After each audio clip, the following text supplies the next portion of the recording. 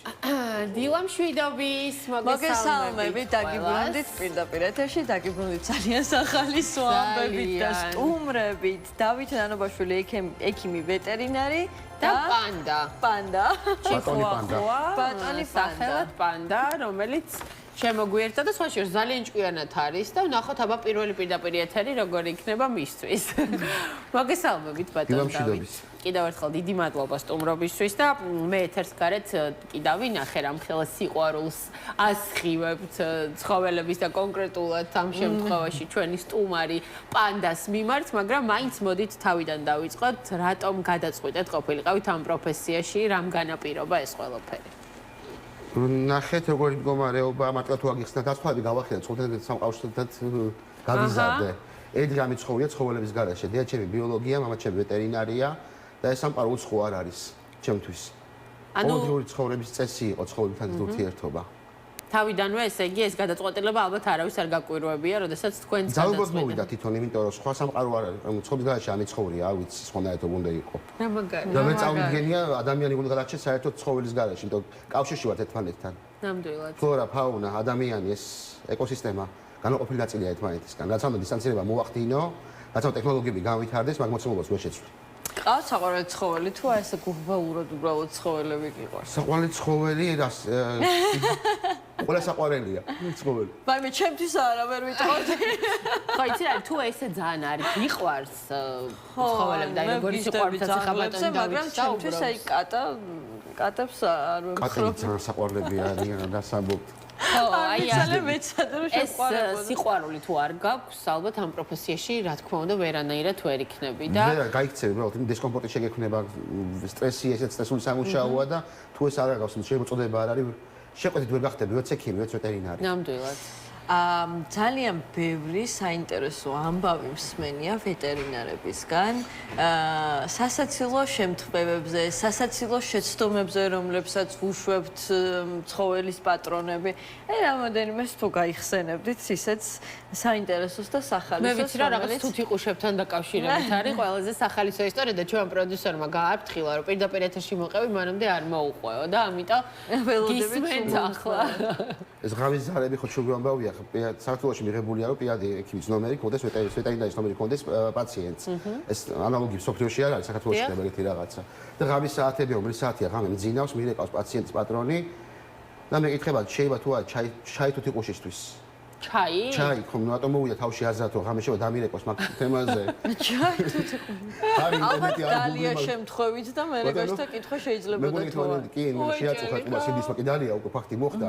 და მე მაინც მომიტყესო და ყველაზე აქაც უსაყრა ჩემი ტელეფონის ნომერი არ შეხვდა საათს და ღამე ვერ ეკავე სტანდარტულად როგორ არის, ხო არ გძინავთ. ეს ღამის 2 საათზე, 3 საათზე, სტანდარტულად 2 საათზე, ნავს თამაში ხჩუბი ამბავი არის, ახლა დამნეულობა როცა იცი რა გაგითხრან თავიდან. შეიძლება ჩაი თუთიყუშისთვის. ბატონო? შეიძლება ჩაი თუთიყუშისთვის. ცნობილია კი, შეიძლება, მაგრამ მე ორნითოლოგი არა ვარ, ეს სპეციალიზაცია ორნითოლოგებს დაუსვით ეკითხვა ჯობია. კი ბატონო. აი, იცით რა მეინტერესებს, სირთულე რა აქვს თქვენს პროფესიას, იმიტომ რომ აი რაღაცნაირად მე ვფიქრობ, რომ მაინც განსაკუთრებული მიდგომა ჭირდება ალბათ, ხო, იმიტომ რომ რაღაცა ფაქიზები არიან, ვერ გადმოგცემენ შეიძლება ისე თავიანთ წუხილს, ტკივილს თუ ასე შემდეგ. აი, თქვენ ყველაზე დიდ სირთულეს სათხედავთ ამ პროფესიაში. ანამნეზის შეკრებაში, იმიტომ რომ ნახეთ ადამიანის შემთხვევაში თუ როგორც პაციენტი თუ მოხვით ექიმთან დამკვირვავს ექიმი თქვენ პირადად რა გჭირთ, შეაგროვებს ანამნეზს და წარმოდგენა ხდება სალეძებოს პრობლემა. მე დავუსვავ კითხვას შე პაციენტებს, მაგრამ პასუხს როგორც წესი ამცემენ ხოლმე თავს იკავებენ. უნდა შეაგროვო ინფორმაცია პატრონისგან. აი მანდ არის ძალიან დიდი სირთულე. თავი ხანდახან მგონია რომ პოლიციაში მე ვარ და პოლიციელი დავკითხო პატრონი, იმიტომ რომ ის ძალაუნებურად უნდა თუ არ უნდა თავის ემოციებს გიყვება და არა რეალურად ას გჭირდება ინფორმაცია. ნებისმიერ ამბავის შეკრებას მოითხოვს დიდ დროს და ნერვებს. თან თუ იცის რომ დამნაშავეა, რამე აჭამა ისეთი რაც არ შევა ცხოველისთვის, აი ყველანაირად ცდილობს რომ აქ თემას გაექცეს. და თუ ინფორმაცია არ მოგაწოდა ძალიან რთულია. და გიწევს შემოტრიალება კითხვის, ესე კითხვის ასპარს 3ჯერ, 4ჯერ, 5ჯერ. ან თუ ცოლქმარი არიან, ცოლით მას უმალავს ქმარი ცოლს, დედაშვილს, ბებიას და მოკლედ და ბოლოს თავდებით ხოლმე იმაზე, ძალიან ხშირად რომ ну პაციენტმა თავი ვერ შეიკავა და მიირთვა, ანუ ყველაფერი ბრალდება ეს პაციენტს. ანუ თავი შეიკავა, ასე ნიშნავს, კითხვას ვსვავ ხოლმე, ანუ გამოხსნა მაცივარი, გადმოიღო პოლიცია მოიჭრა და ისხა თებში შეჭამა, ანუ ყველაფერი რა თქმა უნდა თავი ჩემი ბრალი არ იყოს. სხვისი ბრალი იყოს და თან წყალბადს ძლევდება თავს ვერ იმართებს შემთხვევაში რა არ ხომ ცოტა სტილია ხომ ვეკითხები რა ჭამა რა შეიძლება მიეცე თო დიარია ფაღალათი ძალიან ხშირად მოდიან ცხოვრებჩიდან და ხშირ შემთხვევაში არის არასწორი კვება იმიტომ რომ გაიგივება ხდება თან თუ ბებუა სახში ქართველი ბებოსთვის ეს შვილი მშიერია ნიშნავს იმას რომ აი უნდა აჭამოს თუ ღიპი არ ადევს ქართული ღიპი მტრისას საქართველოში მეწილად ძაღლის პატრონი ბევრია მაგრამ თუ შეხვედრილ ხართ ისეთ ადამიანს ვისაც რაღაცა უცნაური ცხოველი ყავს მოშინაურებული ეგზოტიკური ცხოველები არის საქართველოში ყავთ ზოგს გველები ყავს ზოგს კრიკები ყავთ კი არიან ერთეული შემთხვევები არა ოღონდ არამასიური შემთხვევები რა თქმა უნდა არ არის მაგისი ხო, ანუ მაინც არის ესეთი შემთხვევები, კი. ამ უფრო გავრცელებული რა თქმა უნდა უფრო კომფორტული და უფრო აქტივი ძაღლი და კატა, რაც ყოველდღიურ ცხოვრებაში ხდება. აი, ყველაზე რთული, აი, შინაური ცხოველებზე რა ვისაუბროთ ამ შემთხვევაში, ყველაზე რთული მოსავლელი პატრონისთვის რომელია? აი, რომელსაც თქვა ძაღლი, რომელიც ყავს კოკუში. იმიტომ წარმოიდგინე არასებობს შაბათი, კვირა, ყინვა, მზე, ამინდი უნდა გაიყვანო დატვირთო ფიზიკურად. არ შეიძლება დიდი სპორტული ძაღლი ყავდეს ოროთახია ბინაში ციხეში. აყენებ ფიზიკურ ტრამვას, იმიტომ რომ ეს ფუნქციას ვერ ასრულებს, ასევე ფსიქოლოგიურ ტრამვას, იმიტომ რომ ცუდია. ანუ განიცდიან ამას, ხო, რომ თქვა ფუნქციას ვერ ასრულებს, თუ ეს შეასრულებს ფუნქცია მის სხეულზე, მის ჯანმრთელობაზე, მის მენტალობაზე, რა თქმა უნდა, აისახება ეს ყველაფერი და პრობლემა იქნება და რა თქმა უნდა ისევ ძაღლია მე. ანუ ერთგვარ ეგოიზმთან გვაქვს საქმე, როდესაც გვინდა გვყავდეს კონკრეტული ჯიშის ძაღლი და მოყავს კორპუსი. მე რა მინდაზე არ არის, შეუნდა მოერგო იმ რეალობას, რაც გიდგას. მე ეხა ბაჭოს ხო ემოთხრო რომ კავკასიური ნაგაზ ფუნქციაში ასრულოს, რაც უყარაულოს. უნდა მივიღო ის მოცემობა, რაც არის, ხო, როგორიც შეიქმნა. მე არ შემიძლია ჯიში შევცვალო. რატოაც ადამიანს თვისება რომ ყველაფერი თვითონ მოირგოს. არ ვიცი. რაც შემთხვევაში შეუძლებელია და აი მანდ უკვე იწყება პრობლემები. ჰასკების მოდა იყო ერთმანეთს გახსოვთ? ბავშვებში ყავდა ჰასკი. და მე მოხდა ის, რომ ნახევარი ჰასკები ქუჩაში აღმოჩნდა. რატო? იმიტომ რომ მინდა ლამაზი თვალები აქვს. და თვალების გამო იყო მოდამ ჰასკებზე. მაგრამ ამან ის თვალისწინებდა უმეტესობა ასწორად ვიძახი, უმეტესობა ითვალისწინებდა იმას, რა სჭირდება ამ ჯიშს. ის ცოდვა. ხო, იცი რა, აქ მივდივართ კიდე ერთ ძალიან ისეთ მასშტაბურ პრობლემასთან, რომ სამწუხაროდ, მიუხედავად იმისა, რომ გარკვეულწილად ცნობიერება ამაღლდა ამ მიმართულებით, მაინც ვერ ვიაზრებთ იმ პასუხისმგებლობას ხშირად, რაც სჭირდება ძაღლის ყოლას და რომ ეს არ არის გასართობი, რომ ეს არ არის უბრალოდ ბავშვს მოუნდა და მოდი ლეკვი ვუყიდე, ძალიან დიდ მოვლას. ფაქტობრივად როგორც ბავშვს ჭირდება მოვლა, იგივე ჭირდება ძაღლსაც. ამ შემთხვევაში ძაღლზე ვისაუბროთ. კი ბატონო. აი რა ხდება ამ მიმართულებით, ეხლა თქვენ ჩართული ხართ, ხო, აი თუ ფიქსირდება კიდე, რომ აი რაღაცნაირად აღარ უნდათ ძაღლი და თუნდაც ქუჩაში უშვებენ, იხსნიან ამ პასუხისმგებლობას. ეხლა ეთერს გარეთ თქვით, რომ იყო შემთხვევა, რომ ვიქირაო, ხო, ერთი კვირით ვითხოვო ძაღლი, თუ შეიძლება. ვიქირაო, ბავშვებს მობიზდება და მე ხო. დავაბრუნებ უკან. ხო. ეხლა უკვე ნაკლებად, უკვე გაცნობებული არიან, არის სოციალური ქსელი, არის ტელევიზია, არის პანდემია გამოიწვიეთ, რომ ჩაიკეტა პანდემიის პერიოდში, ძალიან ბევრი ძაღლები შეიძინა ხალხმა ჩაკეტვის პერიოდში და იმის მერე ეს ბუმი ნელა უკვე კლებაში არის, იმიტომ რომ უნდა და ყველამ შეიძინა. მაგრამ ბევრი მიხვდა უკვე რომ რთულია. უკვე სანთესაუში თქვენ გარშემო 5-6 ოჯახს მაინც ყავს ცხოველი. რჩევას მაინც კითხავ ვიღაცას, არ უყანო ცხოველი, რა მელოდება წინ. ანუ ინფორმაციის ვაკუუმი აღარ არის. უკვე შეგნებულად მიდიან მაგნაბიჯზე. ანუ უფრო გაიზარდა ჩვენი გათვალისწინებობა და ჩვენი განათლება ცხოველი მოპატრონობის შესახებ. ყველაზე მარტივად მოსავლელი ძაღლის ჯიში რომელია? აი მაგალითად მინდა მყავდეს, მაგრამ არ მაქვს დრო, მაგრამ დიდი სიყვარული მაქვს მათ მიმართ. მინიატურული ჯიშები მაშინ. რომელსაც დმანაკლებად შევარ. მაგრამ აი თოი პუდელები და რაღაცები. თოი პუდელები კი ბატონო. მაგათ არ ჭირდებათ გასეირნება. სასურველია, მაგრამ შე შემთხვევაში ყავთ ხოლმე მიჩეული ყავთ ტუალეტში წეწარი პამპერსზე. ასევე საინტერესოა, ფართოდ არსებობს გავრცელებული აზრი, რომ ასეთი პატარა ჯიშის ძაღლების სახლში მარტო დატოვება არც თუ ისე მიზანშეწონილია. რატო? აი მეც მაინტერესებს რატო? იცი გამიდიხარ გაზდაზე, როგორ გაზდი, გას მიაჩვევ და რა გინდა რომ მიიღო, ეხლა თელ სახში ხო ვეიჯდები, ყველანი მუშაობს ეს ცხოვრება, ეხლა სახში ვეიჯდება, ვერამ აი ამ შემთხვევაში, ამ პატარა ამას შეუძლია მარტოობა, რა პრობლემაა, ეს ამ ლეკვი კი შეიძლება ყურადღება, სამ პატარა, ხუჯიადი კვებავაც აქვს და მოვლა სჭირდება კი და წამოიზდება უკვე მე პრობლემა აღარ არის. აი ჩემი მეგობრებისგან ხშირად სვენი რომ ვერ ვტოვებ, იმიტომ რომ სახლიდან რომ გავდივარ, ისეთ ემოციებშია და ისეთ ირის რომ კი სტრესიას, მაგრამ შეჩვევა ყველაფერი. და გაზდაზე ხარ ისევ. ანუ უნდა მივაჩვიოთ. ყველაფერი არის კი გაზდაზე შეჩვევაზე. მოდი ახლა ვისაუბროთ ჩვენ სტუმარზე, პანდაზე, ბიჭია. და აი როგორი ბიჭია გითხარით მე ვიცი რომ თქვენ ისეც გაქვთ და რა მასთან კრიტერიუმები ფასდება კარგი ბიჭია თუ ცუდი ბიჭია როთუა ცუდი არა როგორ ფასდება კრიტერიუმები რომ მითხრათ კინოლოგიურად მე შევაფასებ დი კინოლოგი მე არა ვარ მაგრამ ვეტერინარულად აბსოლუტურად ნორმალური ბავშვია რა ბავშვი დინიკაცია მაგრამ მაინც 3 წლის არის როგორც ვიცით ხო კი და როგორც მე პატრონის გამიცი საკმაოდ მოთხოვნადი მამაკაცია თან კი საზღვარი ძეთი ამ ეთერის მერე ალბათ 1-2-რად გაიზრდება მასზე მოთხოვნა და მე წავაწყდი ჩემი მეგობრებიდან და ახლო წრიდან გამომდინარე რომ აი შეჯვარების პრობლემა არის დგას ეს საკითხი საქართველოში მაგის რო იქნება რა თქმა უნდა კი ბატონო და ზოგიერთი არასწორად იქცევა იმიტომ რომ არც შეჯვარება ხდება არც კასტრაცია ანუ როგორ უნდა მოიქცეს სწორად რა არის სწორი მიმართულება შეჯვარება მთლიანად პრეროგატივა არის კინოლოგების არა ვეტერინარების და არა ლამაზი ძაღლი მყავს, კარგი ძაღლი მყავს, მოდი შევაჯვაროთ. უნდა იყოს სწორი სელექცია, სწორი გამრავლება, რაც თავიდან ბოლომდე პრეროგატივა არის კინოლოგების. არ შეიძლება ამრავლო ესე ხელმოსმით ყველაფერი. არის რაღაცები შეზღუდვები, არის გენეტიკური დაავადებები, არის ექსტერიული შეზღუდვები. უმეტესი ძაღლების პოპულაცია არის ბიჭები. გოგოები არის ცოტა, ბიჭებია მეტი, იმიტომ საქართველოში მენტალიტეტი ჩვენი, რომ ყველაფერი უნდა იყოს ბიჭი. მანქანა სახლი, რა ვიცი.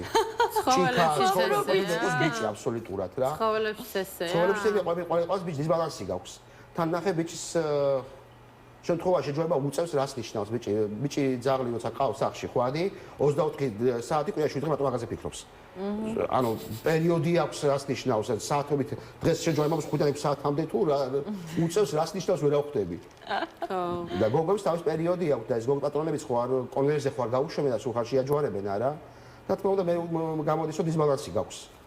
ხო, და პრობლემატური გამოსავალი. ამ კასტრაცია ხო უკვე ისე მეტალთან მიდიხარ ქართულთან რომ რა შნამობ ვაშკაცი კაცი დაუღუპო და კაცობა ჩამოვართვა და მაშინ 24 დღესაც წაიყვანე მოსკოვში ეუბნები და ვარ კონგრესში მე ბატონო. რეალურად არის რეალურად არის ეს პრობლემა მათთვის, ანუ კასტრაციის მომენტი ხშირად ამბობენ, რომ ცოდოა ამისთვის, რომ კასტრაციისთვის გაიმენტო, ამბობენ, რომ მე ჯანმრთელობის პრობლემები შეიძლება შეექმნათ, ვიცი რომ წონაში იმატებენ. წონაში იმატენ, დისბალანსი წება ჰორმონალური თავისთავად, მაგრამ პლუსები მეტია ვიდრე მინუსები ზოგადად. თუ სწორად მოულით შემდგომ მოსწრებით. ბატონო, და ყველაფერი პირობითი არის. ერთი ხელმისაწვდომი ყველაფერზე როგორც მიუდგე, როგორც შაბლონურად, ერთი გაიდლაინი თუ ყველაფერი დაკოდო ყველაფერი გაასტერილო, კი.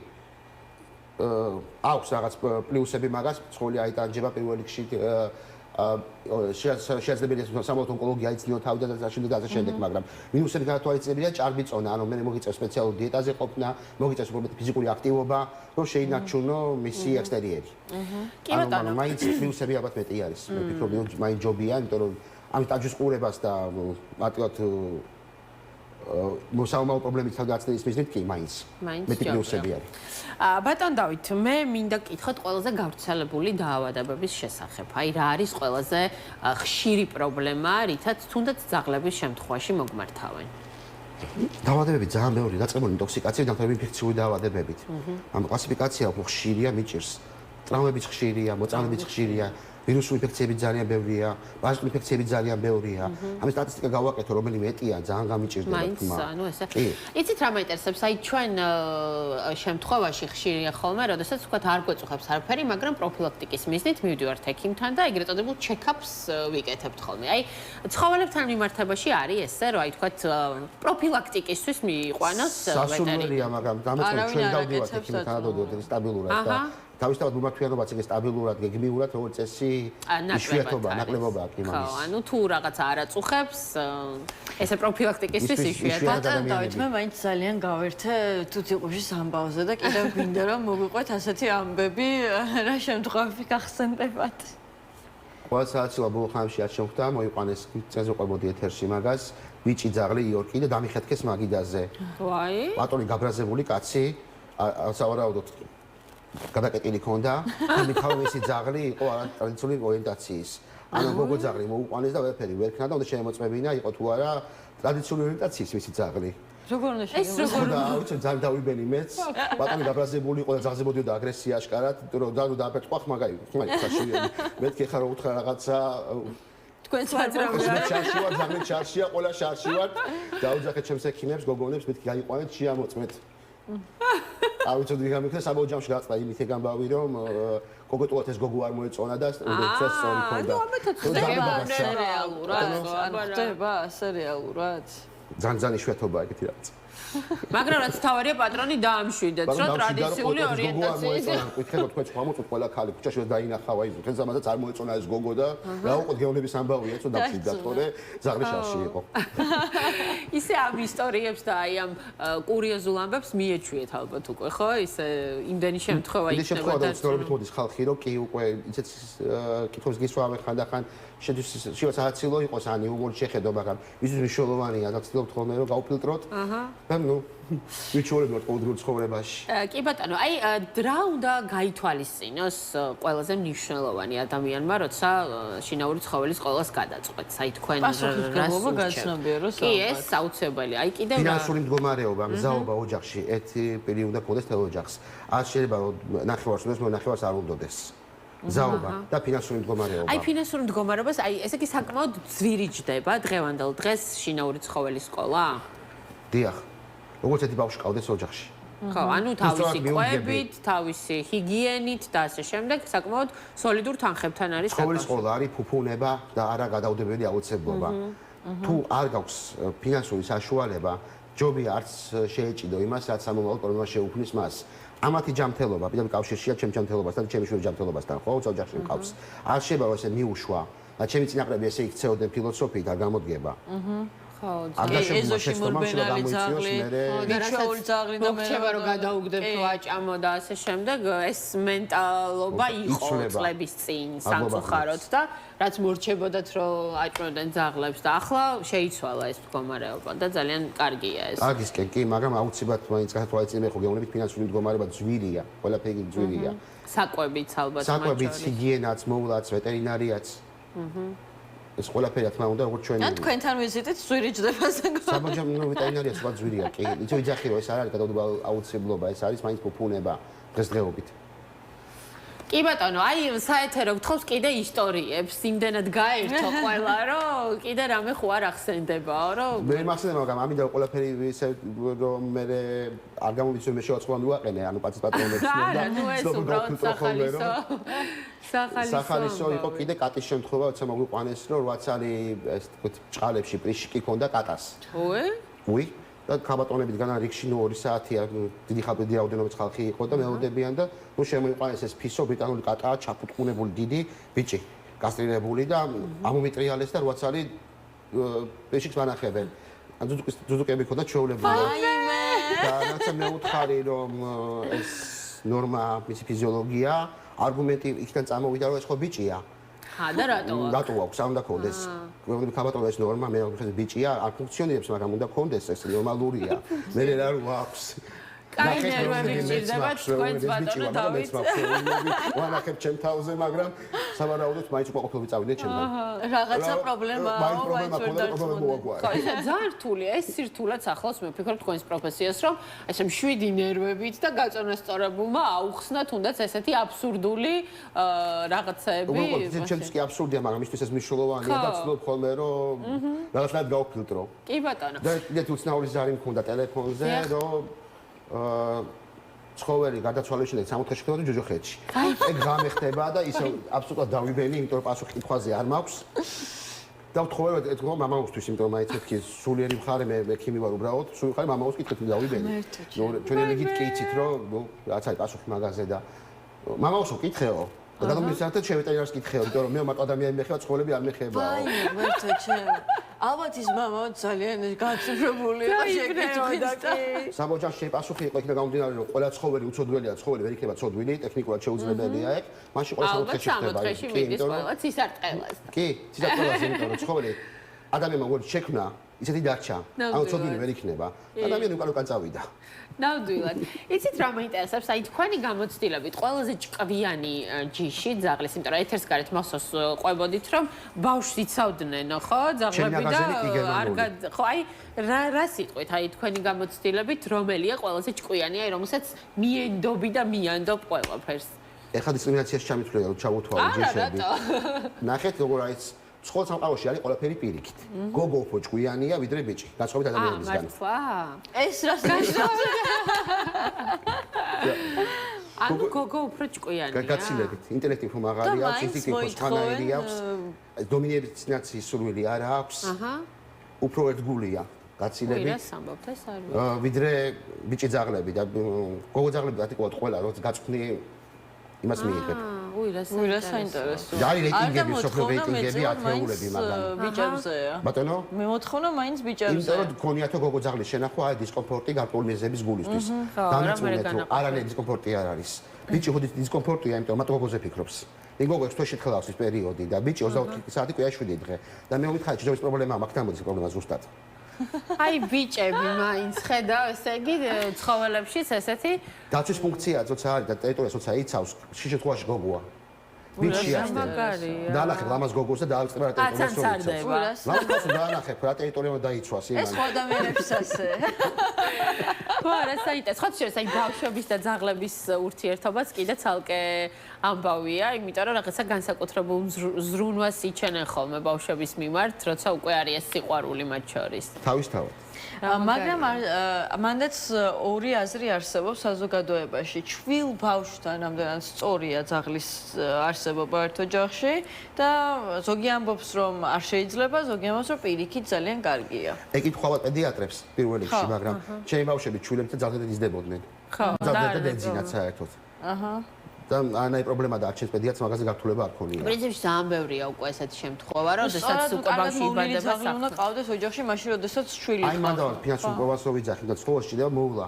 მე უნდა ვიყო დაწუნებული იმაში, რომ დამუშავებულია დროულად ჭიაზე, არის ვაქცინირებული, დამუშავებულია წყილებზე, რომ საფრთხეს არ წარმოადგენს ის ბავშვებისთვის.